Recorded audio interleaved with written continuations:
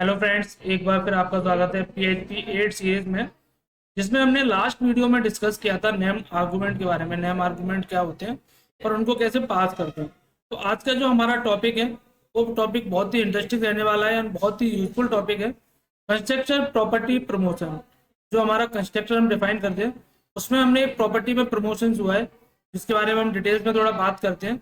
Actually पहले जब PHP 8 को हम लोग यूज करते थे उस टाइम पे हमें क्लास को डिफाइन करने के साथ साथ उसकी प्रॉपर्टीज भी डिफाइन करनी पड़ती थी। उसकी प्रॉपर्टीज से हम डिफाइन करते थे, लेकिन जब से कंस्ट्रक्टर का जो प्रॉपर्टी प्रमोशन हुआ है, PHP 8 का जो नया वर्जन आया है, उसके साथ हमें ऐसा नहीं करना पड़ता। तो अभी जैसे पहले हम कंस्ट्रक्टर को डिफाइन करते थे तो उसके साथ हम पैरामीटर पास करते थे। यहाँ पे पैरामीटर्स के साथ हम जो भी है इसका एक्सेस आइडेंटिफायर पास नहीं करते थे। इस तरह से हम प्रॉपर्टीज को पास करते थे और यहाँ पे यूज करते थे। अब देखते हैं PHP 8 में इसको कैसे यूज करते हैं।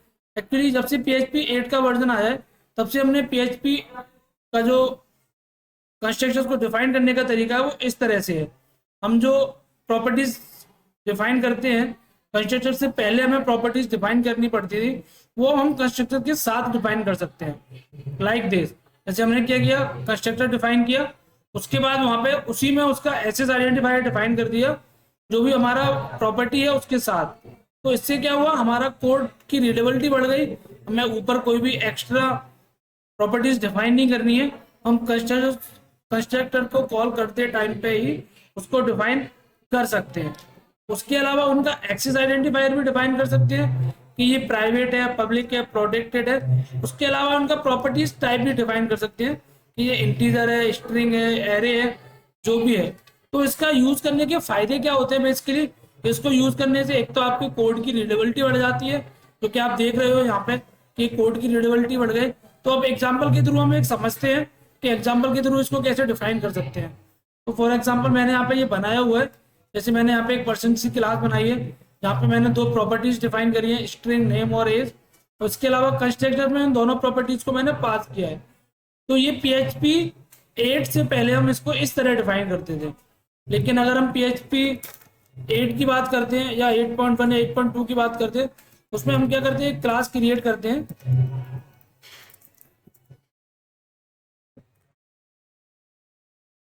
क्लास पर यूजर, अब मुझे यहाँ पे कोई भी प्रॉपर्टी डिफाइन करने की नहीं है। यहाँ पे मैं डायरेक्ट पब्लिक फंक्शन डिफाइन करता हूँ, अंडरस्कोर कंस्ट्रक्ट। इस तरह से मैंने डिफाइन किया और डायरेक्ट यहाँ पे मैं क्या कर सकता हूँ, इनका टाइप डिफाइन कर सकता हूँ। सपोज मैंने किया प्राइवेट, एज, प्राइवेट। यहाँ पे मैं इसका डेटा टाइप भी डिफाइन करता हूँ, string dollar name comma private int dollar age. इस तरह से मैं इसको डिफाइन कर सकता हूँ। तो इससे क्या हो गया, हमारे कोड की रीडेबिलिटी बढ़ गई और जो एफिशिएंसी वो भी बढ़ जाती है। इस पर प्राइवेट की जगह पे मैं इसको पब्लिक भी कर सकता हूँ। यहाँ पे पब्लिक एक्सेस आइडेंटिफायर भी दे सकते हो आप, प्रोडक्ट भी दे सकते हो।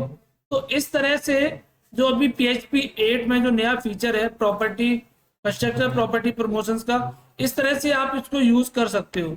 तो दोस्तों, अगर आपको मेरा PHP 8 की सीरीज पसंद आ रही है और आप चाहते हो कि आपको रेगुलर अपडेट्स मिलते रहे और मैं जो नए फीचर्स आए हैं PHP 8 के उनके बारे में और वीडियो बनाऊं, तो आप चैनल को शेयर करो एंड सब्सक्राइब करो।